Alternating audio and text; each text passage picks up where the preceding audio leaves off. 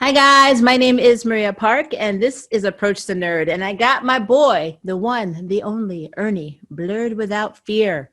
If you haven't subscribed to this channel, go subscribe right now. We are here today to review, finally, the new Mutants movie. I did not see it in theaters on principle because I was not doing that. But I did actually see it at the drive-in, but I wanted to wait for it to come out so a new wave of reviews could hit. And I guess that review's right now. So Ernie, let's talk about New Mutants. What did you think of the movie? I enjoyed it. I enjoyed it a lot. I know it's popular to hate it. It is a part of the cultural zeitgeist right now to bag on it as if movies like X-Men Origins Wolverine and X-Men The Last Stand and X-Men Apocalypse do not exist. But yeah, I didn't hate it. I rather enjoyed it. I think in the span of a week, I think I watched the movie like 3 or 4 times. Yeah, I think I've seen it about 3 times now too. And then I bought the still case because what you got to do. But let's talk about like some of the things people didn't like. I remember one of the controversies I read was the fact that Sunspot's actor was not dark enough. Considering the comic counterpart had darker skin. Well, it's not even just that. There were some comments that were made by the director, Josh Boone. When asked about it, he said that he wanted an actor who looked like he could have came from a wealthy family. That's problematic. Just a little bit. Just a little problematic. Which, I mean, for those of you who are or are not familiar, I don't know, Sunspot is, yes, he is Brazilian. He is Brazilian, but he is also of Afro-Latin descent. If I'm not mistaken, I believe it's his father. Yeah, he's mixed, it's his father who I believe is either black or also Afro-Latin. It's really hard to tell because like back in the day when they would show his father, the way that they colored people of color in comics, they pretty much colored them all the same shade of brown. But how you knew, or how you, I guess you were supposed to deduce that Robbie was also like, not just Latin, but also African as well, is by looking at his dad, who was drawn to appear more African. And it's the same to be said for a lot of people, not so much with Mirage, because they did get a Native American actress to play. Yeah, Blue Mirage. Native American. Mm-hmm. I did hear some rumblings about people saying that, they demelanated Mirage. But the thing is, she is Native American. It's just the thing that most actors who are Native American are typically, I don't want to say fair skinned, but like in terms of compared to what we depict or we stereotype Native Americans as being, they're not all like super dark skinned or whatever. They're more often than not, I actually looked it up right before we started. Most Native American actors, even like, and I don't mean just the prominent ones, I mean even like the low tier ones, most of them are light. Most of them are light skinned. My father's father was Apache and he had hazel eyes, and he was Apache on both sides. Both his parents were Apache. He was from a reservation. So it's not a typical, there's not a standard Native American look. No. I will say, and then you have also Cecilia Reyes, who is Puerto Rican, which also by proxy makes her Afro-Latin in a lot of regards. And her character is drawn to appear as such in the comics, always. Like 99.9% of the time, she's drawn to appear, with textured hair, thicker lips, thicker nose, very like very African American and Afro Latin features. And then yet she is played by Alice Braga, who is Brazilian, but yeah. Well, since you just told me what the director said, it pretty much got the M. Night Shyamalan Avatar treatment. So, Yeah. well, You know what it is? It's one of those things. I was actually talking to somebody about this today about Ghost in the Shell because I was watching it the other day because it was on. It was one of those things like you watch a movie like you ever watch like IMDb TV? Like you watch a movie, it just automatically plays another one after it, and that's kind of what happened. And I was going back and I was like, you know what? This movie actually really isn't bad. If you take out the whitewashing part of it, it's like, okay, it's just a movie. It's just a movie. It's nothing. It's nothing offensive. It's nothing that like I'm like gonna clutch my pearls. And that's kind of how I felt about New Mutants, but less lukewarm. Yeah. Like I was like, honestly, if you take out the demelanating of Dr. Cecilia Reyes and the character assassination of Dr. Cecilia Reyes, you take that out of you take out the Robbie Reyes demelanating.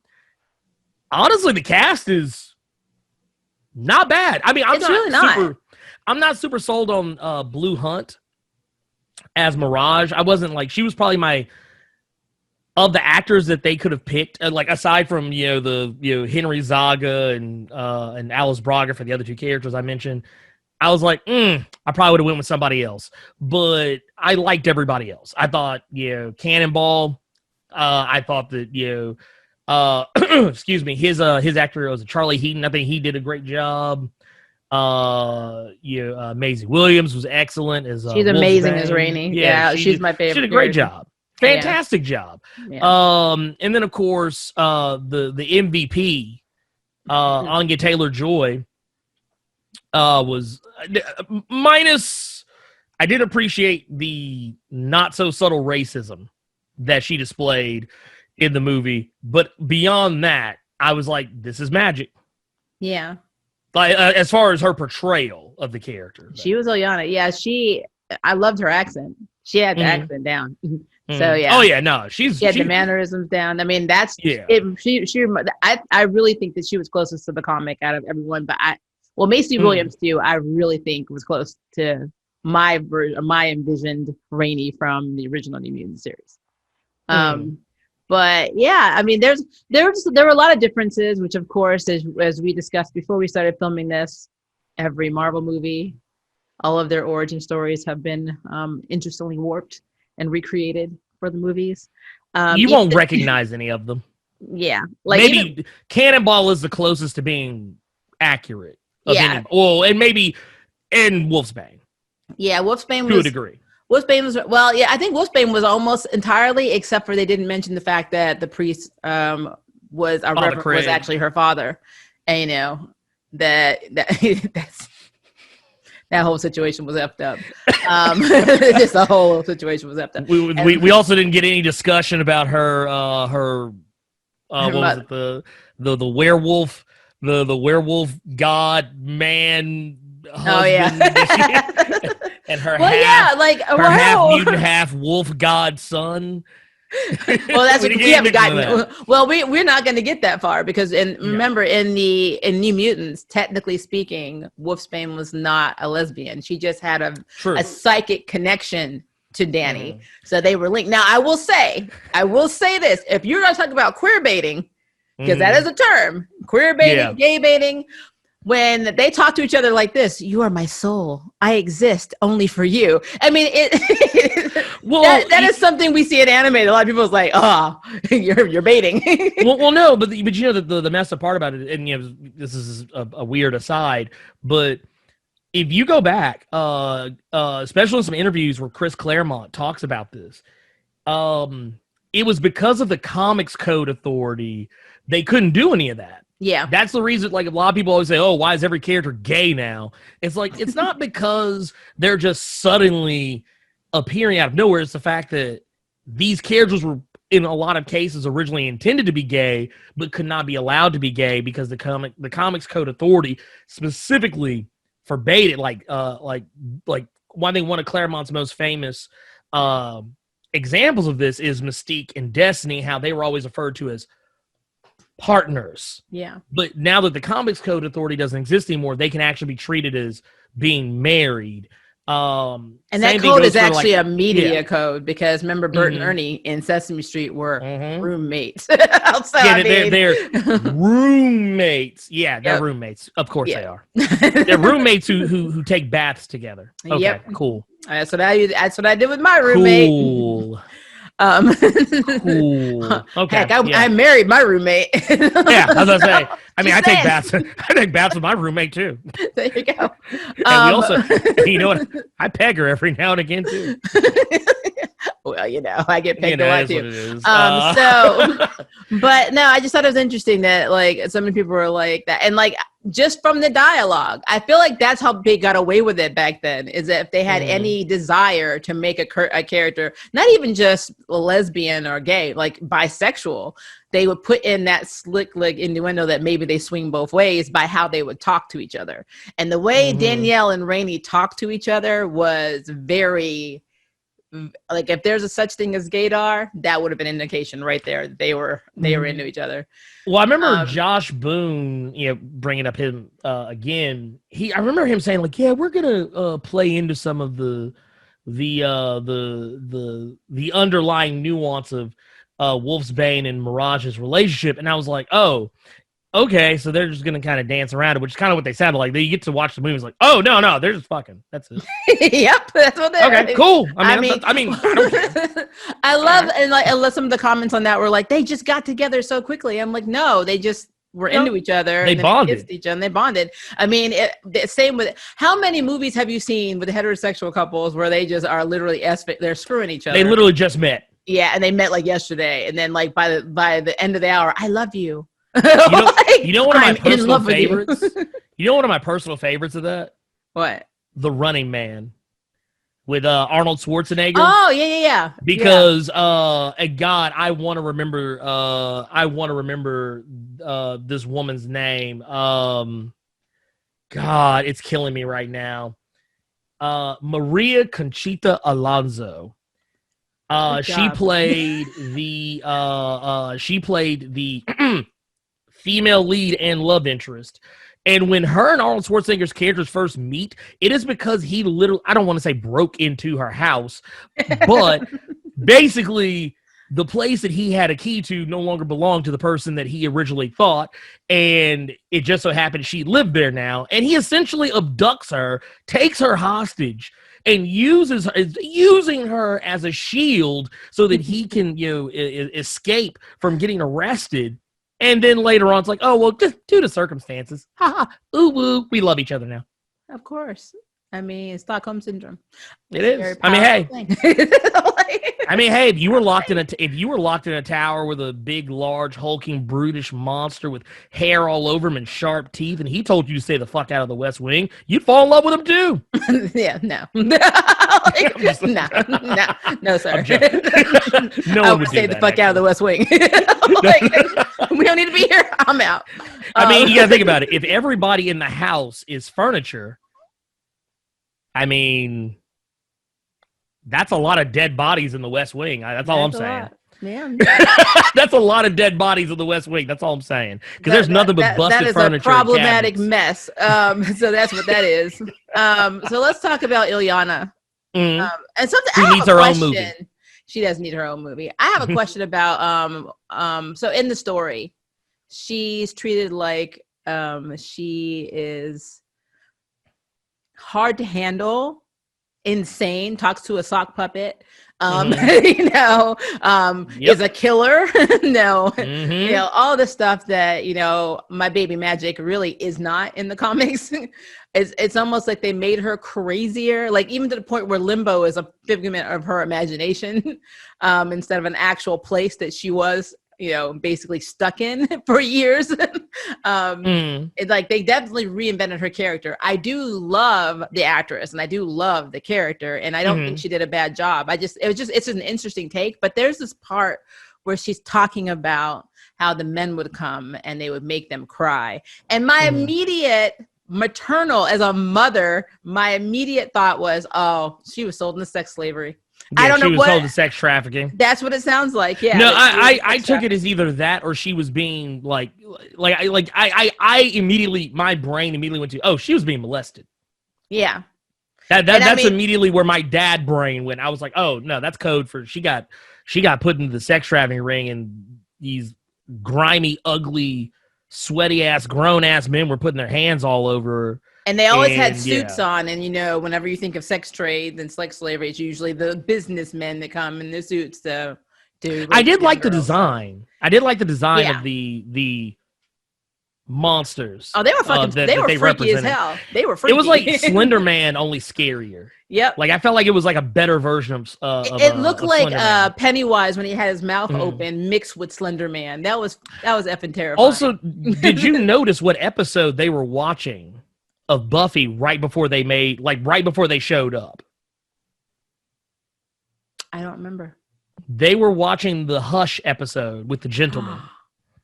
Oh wow! Well, yeah. Because there's two different points in the show where they are watching Buffy the Vampire Slayer, and one of them is foreshadowing the kiss between Mirage and Wolfsbane, because it's showing Tara, Willow and Willow like having their thing. Yeah. And then later on, they're watching the episode where the gentlemen are showing up, and like they're doing all their weird gentlemen, because the gentlemen are just creepy. But like they show them, and then literally the next shot, boom, the other guys show up.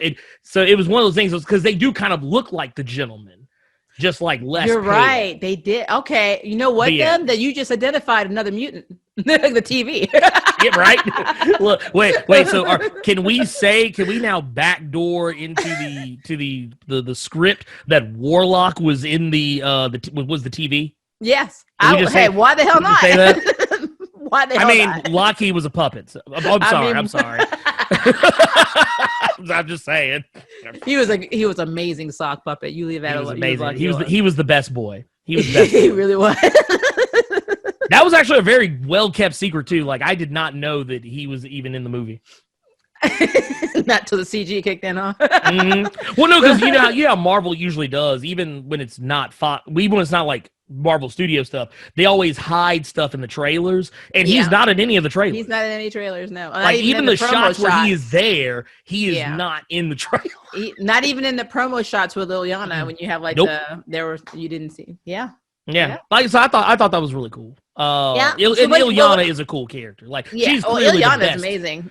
She's the best character. But Rahne's still my favorite of the New Mutants, even in the comics. It's just what it is. But I have mad respect for Magic. Always have, always will. And I love that they made Ilyana and Danny have this like antagonistic relationship, because they actually were very close in the comics, like very close. Yeah, in the I do like how they bring it back around though. How like they go from being like bitter rivals.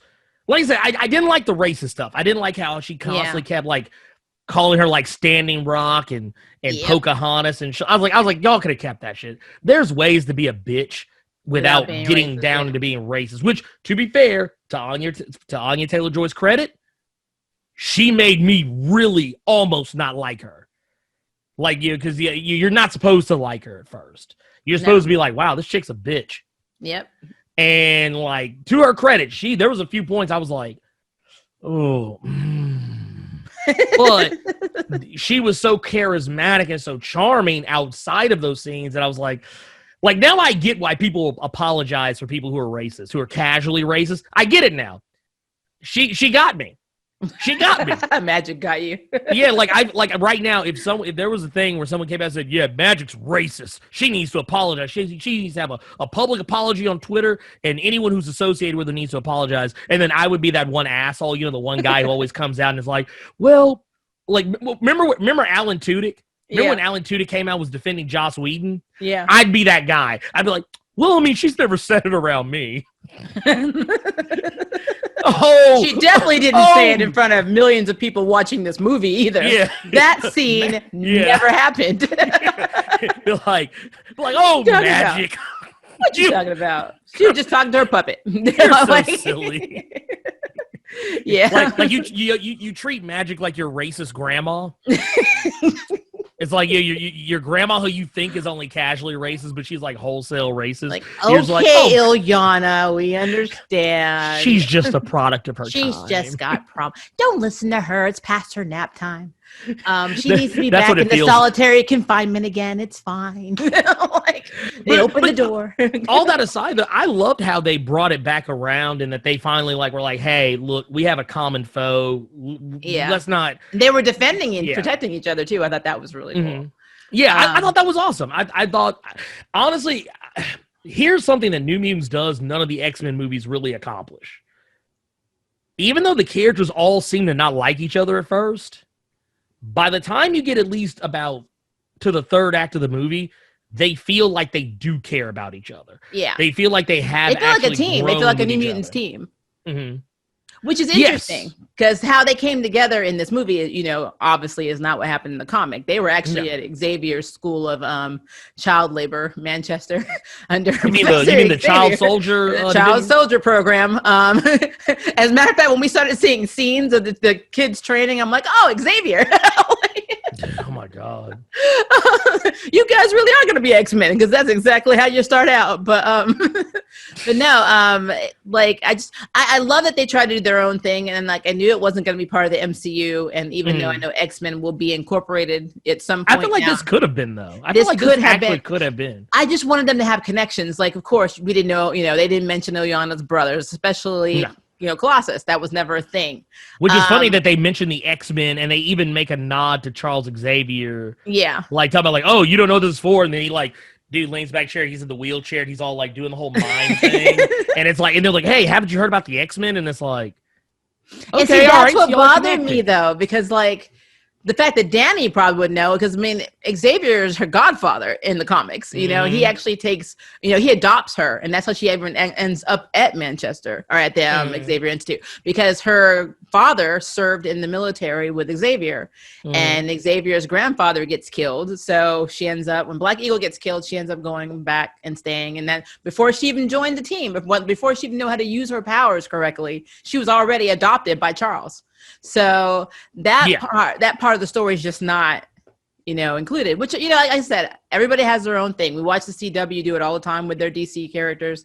They all make their own universes. Oh yeah. No, it did not make me hate the movie. It's just like, I kept thinking these connections, man, they would have been so cool, you know, just kind of incorporate it. I mean, honestly, if they did decide, like if somewhere in all of Kevin Feige's infinite wisdom, if he decided, hey, actually, I think I can make something out of this, I wouldn't be upset if they said, hey, we're bringing the New Mutants back, and we're bringing back Maisie, we're bringing back Anya Taylor-Joy, we're bringing back Charlie Heaton, even if they said they were bringing back Blue Hunt, I'd be like, all right, cool, whatever. As long as they recast Robbie and Cecilia Reyes, I'd be like... Well, Robbie's actor didn't really do much, so... Well, the thing is, here's the biggest crime his actor commits. Is that aside from the the demelanating, I didn't even think he was bad. I actually kind of liked him. That's the thing that pisses me off the most. I actually liked him as an actor. I mean, he didn't do a whole lot. They didn't give him a lot. They didn't give him a lot to do. We also made the joke that he didn't become black until like the end of the movie. I don't know though. He was washing the hell out of those dishes. He had the help role. He was the help. I'm talking about how his power works. No, I get that, but Boyd was washing dishes. He was doing laundry. He was cleaning some shit. for a guy who was supposed to be like pampered and never worked a hard day in his life, I was like, dude, they got this dude doing the most. But no, like the scene where he finally like uses his powers and he actually goes full on like sunspot mode where his skin like turns like pitch black and he's got that glow and the yellow eyes. I was like, oh, he's finally black now. I'm done with you. I remember because we did a watch party. We did a watch party in my Discord server, and literally right when I said that, like everybody just fell the fuck out. Because I was like, it's true though. But it's not untrue. But I just gotta say, if we're going by Hollywood stereotypes, who was cooking? Who was washing the dishes? Exactly. Who was doing the laundry?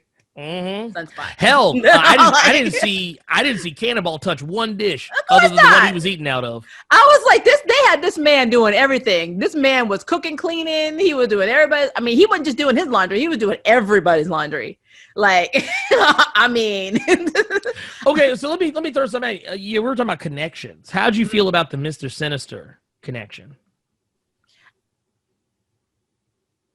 I really didn't think it was necessary. Like, I didn't understand the Mr. Sinister connection. I didn't understand. So the part with Rahne when she was talking about a group she had heard about, which at first I thought was, the Atom Kids.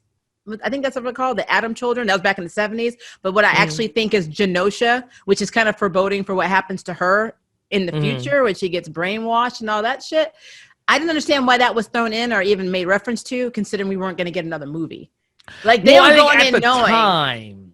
At the time they knew they were probably going to get a sequel. So that's what I was trying to figure out. I didn't know if they were making it, figuring they were going to be a second movie. Originally, Mr. Sinister was supposed to be in the movie.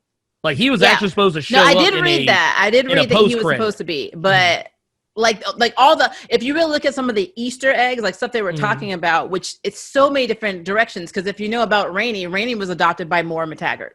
So that was her foster mother.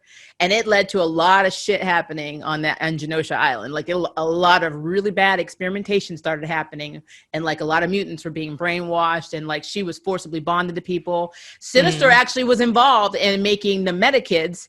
That's what they called them, the Metakids. They had another name too, but it's a long time ago. So don't quote me on that. But like all of this stuff tied in with when the New Mutants not really disbanded, but a lot of the New Mutants went their own way. Like I think Rahne went to Excalibur. They all went to different teams. So like the Easter eggs with that, like with Rahne and there, she was talking about it. I was like, how are they? Like even the references, it was so foreboding. It was like you're just setting up plots that you're probably never going to get to.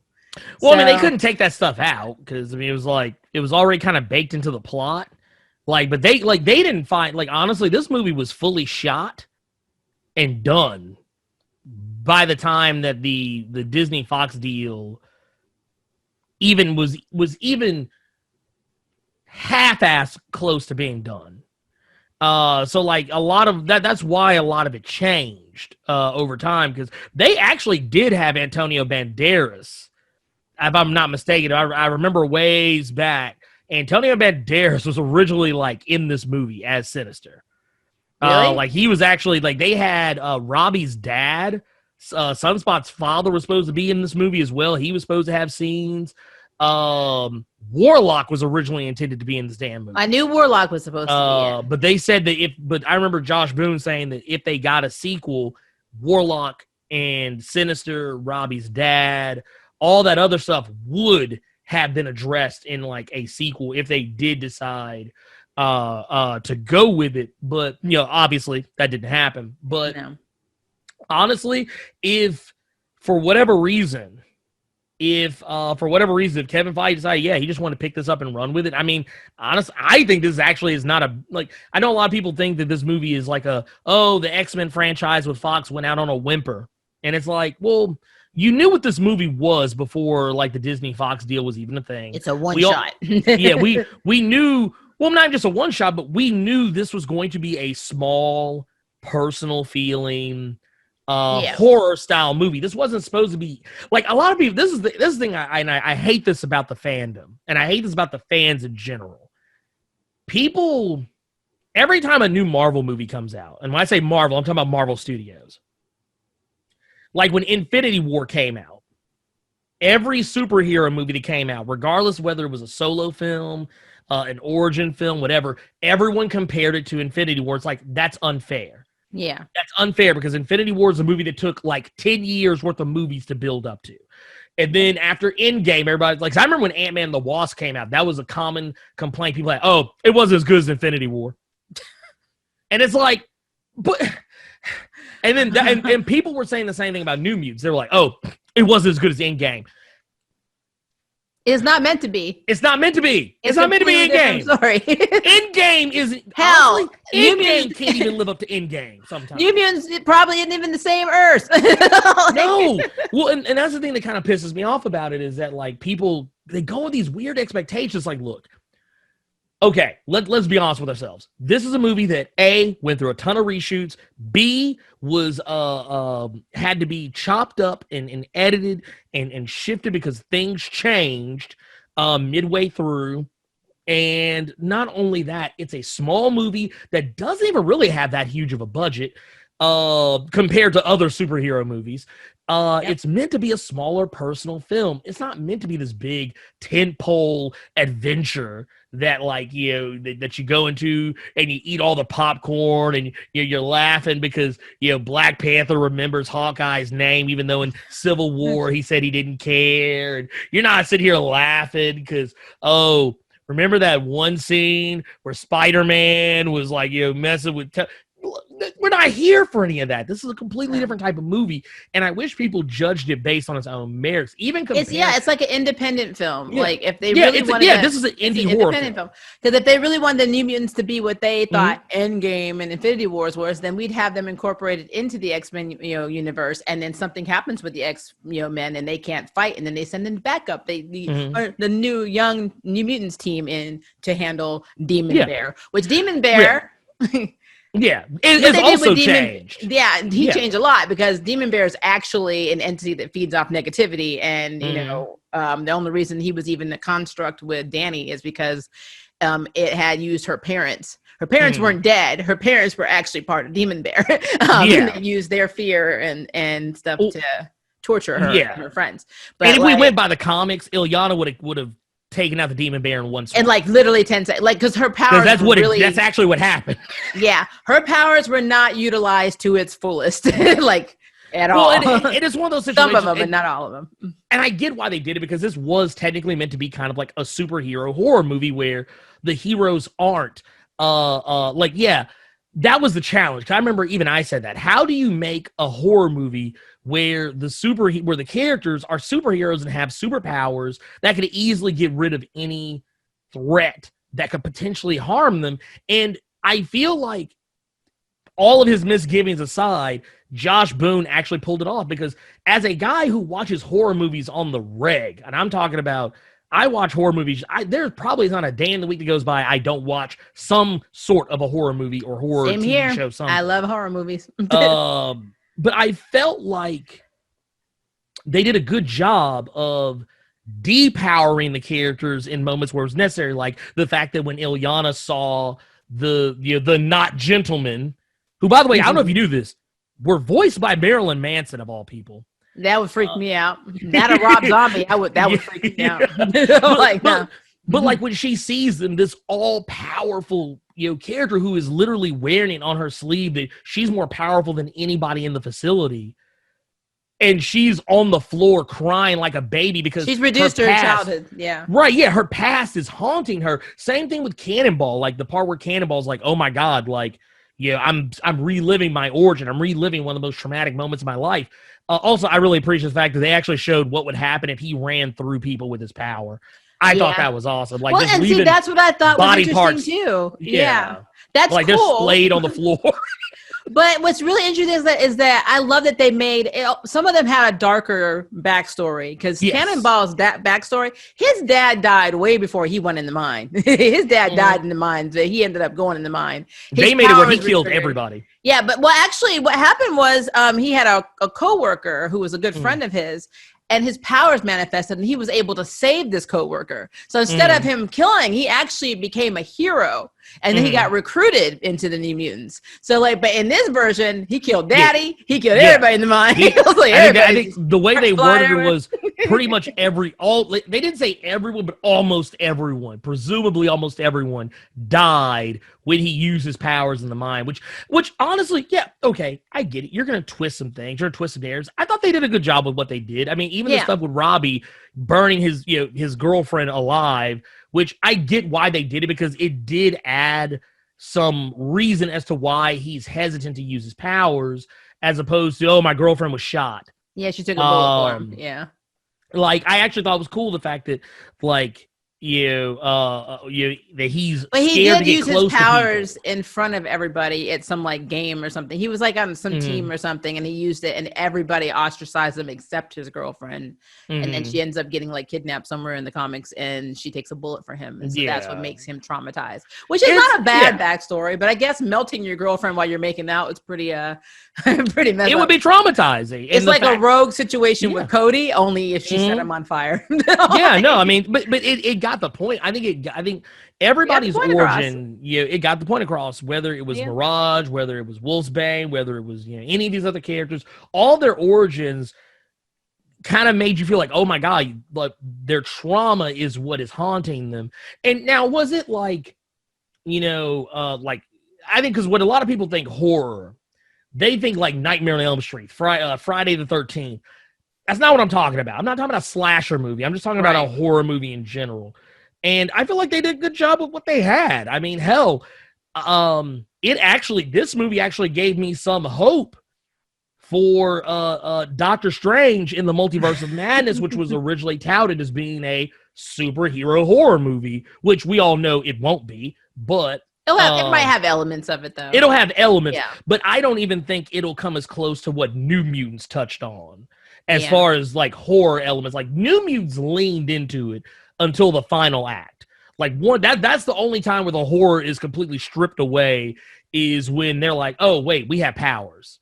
Yeah, let's embrace what we are, which that's kind of the whole point of movies, that they don't, with the exception of Magic, none of them really embraced who they really were. Like, even if they kind of did a little bit, it wasn't like, yes, I'm Cannonball.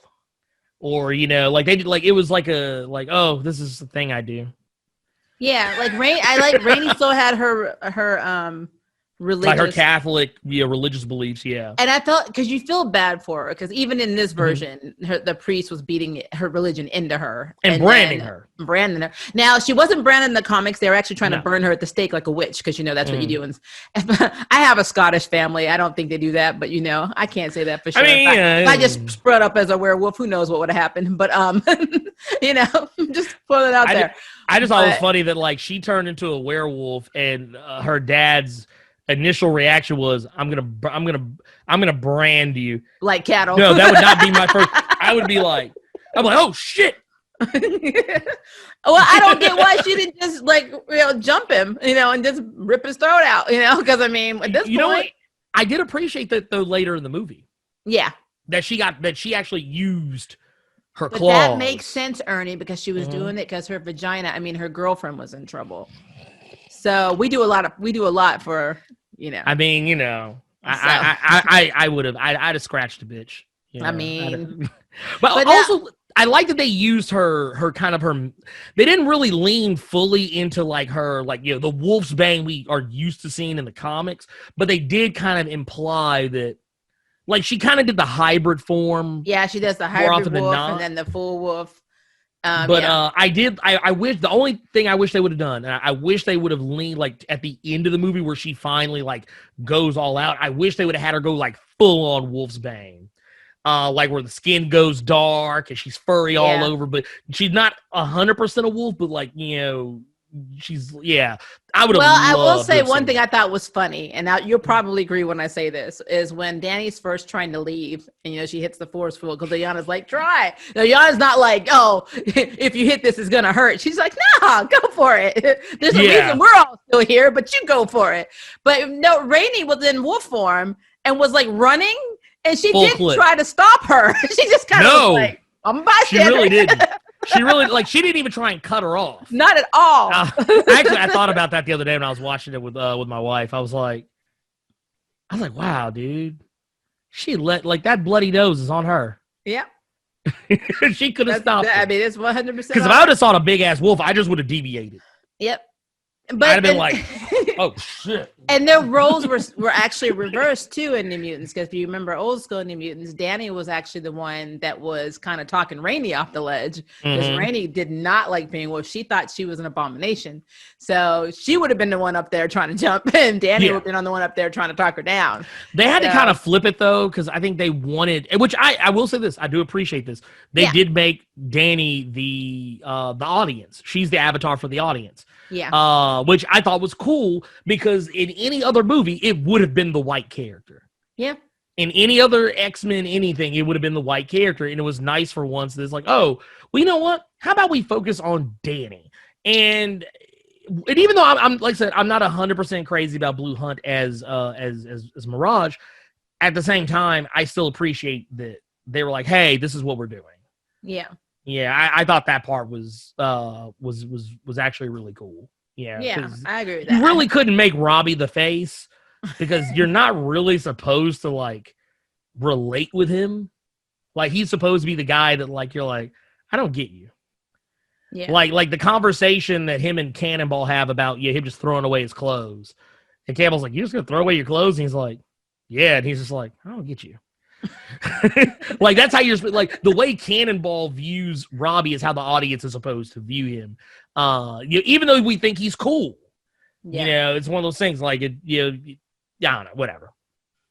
And I mean, essentially, he's a cool character. He's a cool character in the comics. He's meant to be a cool character in the Mutants, but he's very detached because he's very ashamed of his powers. He don't talk about it. I think he follows the whole religion of, as long as I don't say it out loud, it does not exist.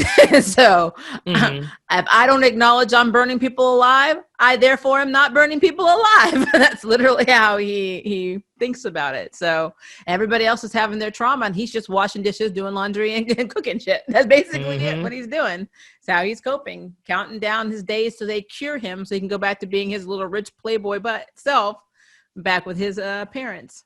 So yeah, I just thought about something. I was wrong about something. What? Antonio Banderas was cast to play as Robbie's dad. Okay. I actually just thought about it. It was John Hamm that was supposed to be Sinister. John Hamm? Yep. Okay. I knew Antonio Banderas it was plaguing me for a minute. I knew Antonio Banderas was supposed to be in it. So he was supposed to be in it to some degree or another, and it was. I probably remember like a standard scene where he just shows up and like drops him off and says, "Get better. We don't want a mutie as a son," and then leaves. or some crazy shit like that. But yeah, it was. Daddy, you know, I know your secret. Aren't you still Zorro? I'm never letting that go. Oh God. You got Batman's parents killed. Damn you, Daddy. But no, I mean, like overall though, I really did enjoy this movie. And like I said, there were problematic things like in the movie, but like Ilyana, with her little racist comments, that's a problem. Now that I know the director made comments saying that people that are dark-skinned can't portray people who are rich, he obviously hasn't been looking at Beyonce and Blue Ivy, but that's fine. Yeah, it is what it is. That baby's got a $5 million crib, but you know what? It's all good. Look, that baby came out of Beyonce's womb already with an 800 credit score. Yep. Credit. She don't even need credit. She doesn't need credit. Girl had 2 gold fucking cards stamped on her ass. Yeah, I'm just like, all right, cool, we're good. So now, I mean, that whole directors, sometimes I think they get pressured when you ask them questions. It's kind of like what Zack Snyder said, the reason that Amy Adams didn't dye her hair black for Lois Lane is because she was too busy as a reporter. But honestly, if he knew anything about women's hair coloring, he would know that it's actually tougher to keep and maintain blonde hair than it is dark hair. But you know what? Well, you do you, boo. Well, and a lot of times, here's something we do that take into consideration. A lot of times, these roles, and not roles, but these directors, and a lot of times even interviews in general with most people, when you're reading a text, it's really easy to not have the context for how it was said. I don't think Josh Boone is a racist. I don't think that he actually believes that black people can't appear to be rich. I think when he said what he said, I think what he was, because you also got to think about the question he was asked. He wasn't asked why he didn't cast a darker skinned person. He just said that that the reason why he cast Henry Zaga was because, I believe is his name, Henry Zaga. He looked posh to him, basically. Yeah, he looked posh to him, and that's what he wanted. Yeah. And according to Josh Boone, he is apparently a huge fan of the comic, so he would at least clearly know that Sunspot is on some level Afro-Latin. But I mean, I could see how some people would overlook that. But I mean, does it make it an excuse for why it happened? No. But I do think a lot of times when we read these the dialogue that's given in a lot of these interviews, sometimes we need to kind of think about what context is coming from, before we freak out and say, oh my God, so-and-so's a racist, or so-and-so is a bigot, or it's like, sometimes, they're just talking out of their ass. Cause I do that sometimes. People, you ask me a question, I'll just be like, I'm talking out of my ass. Yep. I'm talking out of my ass most of the time. It's a wonder I haven't gotten Zack canceled. Snyder's comment, though, that actually was video. Now, again, that could be edited. Well, no, that's different. That's different. His case is different. But that was actually a verbal interview he did. I also think he was Zack bombarded Snyder's by case, that question, apparently. Well, no, I think in Zack Snyder's case, honestly, because he's a dude. Yeah, he's a dude. He doesn't. Know. It would be like if someone asked me, "Hey, why didn't you get somebody with with D-cup breasts to play Wonder Woman in the Wonder Woman movie?" I would have been like, I don't know. I mean, I figured titties would just be flying all over the place, so we opted for the smaller ones, and that would be my answer. And then next thing you know, everybody on Twitter would be like, "Oh, he's a misogynist. All he cared about was actually they wouldn't call me misogynist. They'd be like, "Oh, he's a damn SJW. He thinks that only women with A-cup breasts can be superheroes. This is bullshit." That's what they would be saying. Yeah, I would know as your friend, you would not be like that. But my hand would appear behind you when you made that comment and just say, "Bap." but it's the Tifa argument. Yeah, it's the Tifa argument. Remember how all the people freaked out about Tifa having a sports bra? Yeah, and on in the Final Fantasy VII remake trailers. Yeah. It's like, because dude, her breasts are comically large. Let's just be real about it. They are comically large. There's no reason for her to have that big of titties. And when she is doing all the combos and shit, doing suplexes and backdrops on people, titties would be flying everywhere. Everywhere.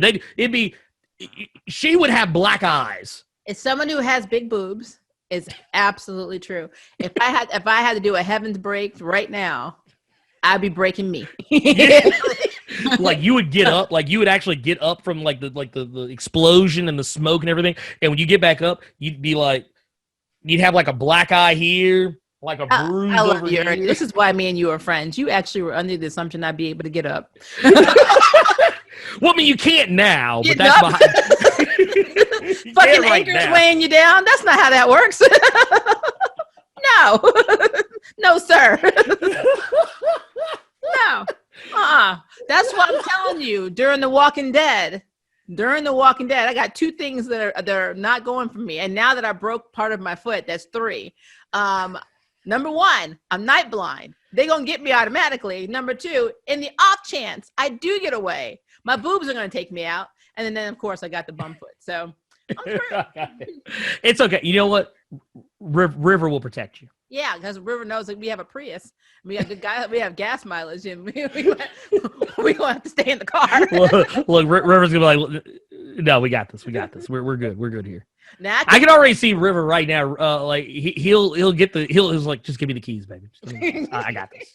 Here, let me. All right, cool. Come on." And the cool thing about being married to my spouse, being that my spouse is trans male, most people either think that my spouse is a male or a female. Biologically female, has not transitioned. So I can send River in incognito. If I need you to go, "You're a girl now. Put shit on. Go in there and get this. And use your wiles." but you know, this has nothing to do with nothing. But when I think about it, I don't see River like as, I mean, well, obviously because you've only seen River a certain way, yeah. Well, but even that, like, I can usually look at people and be like, I can see it, and it's like I look at River and I'm just like, See, I was like that too till I saw like River in this Korean dress at this wedding, and then like this purple dress with stilettos like years ago in another life. I gotta admit, River's hot. There's a reason I'm pansexual. I go both ways. So, I mean. River, I would probably be the same way. River wanted to be a female. River would be a hot fucking female. So, I'm sure, like, if I saw that picture, I'd probably be like, okay, I see it now. Damn, it's not even like the same person, but it's the same person. It's crazy. It's almost like twins, like fraternal twins. It's crazy. It's I like I can totally, like, it's just there's certain people like I can look at and be like, okay, yeah, I can see it. And other people are just like, no, I can't. You see it. Yeah, see, now you got some insight into my life. See, this New Mutants review is going great. Insight. I'm married to a New Mutant too.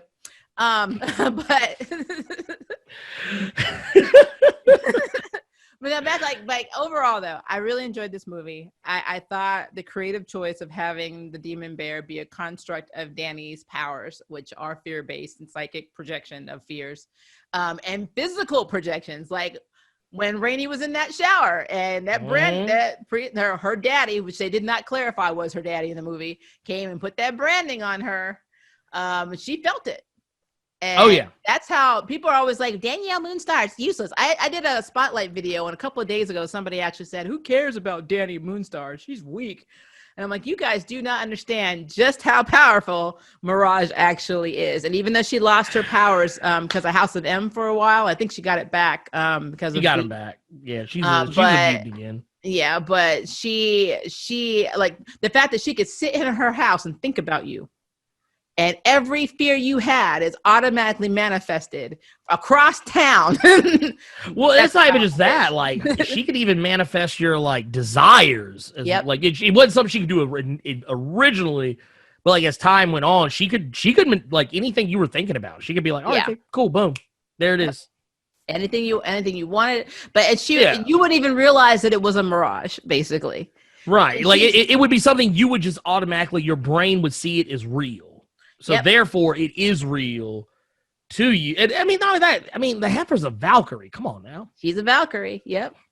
She's throwing that out there. Now, she could originally only use her powers when she was summoned as a Valkyrie. Mm-hmm. But after a while, she was able to use, like, she actually fought death. She battled death. So, I mean, but I mean, I love her abilities. I love the fact that she actually could use her fear powers on insects and animals. Like, damn bee was coming to sting her. She's like, not today. Psych. Demon bear. Demon bee. But so yeah, Danny was cool. But yeah, overall, I just really enjoyed the movie. I wish they would incorporate, because there'd be so many things they could do, especially if they're doing Secret Invasion. There's so many things they could do with these characters in the MCU.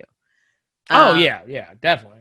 But I don't think that's going to happen. No. I don't. I would want for Kevin Feige to actually use stuff from New Mutants. I mean, even if they didn't pick up, like, the story, like, I would still say, if you're going to use these characters later, just get the same actors. Yeah, for the most part. Not everybody. Yeah, I'm down with Macy Williams. And I actually want her to keep her and Danny's relationship. I think they're cute. I think they have a cute little, flirtatious baby lesbian couple relationship going on with two people that have no idea what they're doing, and it's completely believable. And Ilyana absolutely needs to be, especially if they have Colossus. Now that we're going to have Deadpool in, if they bring in the same Colossus that they have in Deadpool, that would be I would actually want them to keep the same Colossus. Yeah, I think I actually think they should, like, if they because they have already said that Deadpool, they are moving forward with plans for Deadpool under Disney as a rated R movie. And for all intents and purposes, continuing what has already been established, presumably. Use the same Colossus. I would be down with that. Now, they do need to resolve what happened in the second movie, how he reversed time. Went back to save. There is that. Well, you know what? Honestly, I feel like the fact that they did that with that movie actually makes Deadpool perfect. Yeah. Because the rumor around the campfire is that Marvel is signing Ryan Reynolds to a multi-picture deal, like as many movies as what I think, as many, if not maybe one more movie than what Samuel L. Jackson was signed on for. And what a lot of people are saying is that because it's basically like, I think like 3 movies, and then like the rest are all like cameo appearances. A lot of people think that he's probably going to wind up being like, sprinkled throughout movies just to be like, hey, what's up? I'm here. All right, I'm out. I'm like, what you doing? basically taking Stan Lee's place as the regular cameo guy, which that's whatever. That would be cool. I mean, I'd be here for it. I mean, I wouldn't be upset about it. Absolute damn smart ass, and whoever they cast as Wolverine, if they'll get Hugh Jackman back, I think it would be absolutely hilarious because he would talk so much shit.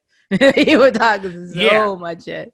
I wouldn't even be like, honestly, I know Hugh Jackman say he's done. I wouldn't even, like, I'm to the point now. I don't even care if they brought him back. If they brought him back, I'd be like, okay, cool. Whatever. Yeah. Yeah. I think Carl Urban would be a really good Wolverine. I do think that would people. I would like. It's one of those things like his boys, like his character from The Boys, would be. Yeah, I would like. It just. I'm so tired of tall actors. Yeah, it's like, hard to find somebody at that short. You'd have to use that's perspective. not true. Because look at the new Superman and Superman and Lois. He's pretty short. Well, that aside, I mean, you could use a taller actor. You just use perspective. I mean, it would make shooting a bitch, but I mean, they did it for Lord of the Rings, so that's true. Just don't get children to play Wolverine in faraway shots. Oh yeah. Because those are, go back and watch Lord of the Rings. Those motherfucking shots are noticeable. It's like them kids. But no, you're not wrong. But yeah, so that is our review on the New Mutants. So we would love to know what you think. So leave a comment below and let us know. And please check out again Blerd Without Fear's wonderful channel. Because as I like to say, I jumped on the bomb and I'm still here, so you can jump on the bomb too. It doesn't hurt. It's really pleasant. Until next time, I can't wait for you to approach the nerd. Bye, guys. Thank you for watching my video. I really appreciate it, but hey, the party doesn't have to stop now. Click on one of these videos and keep it going.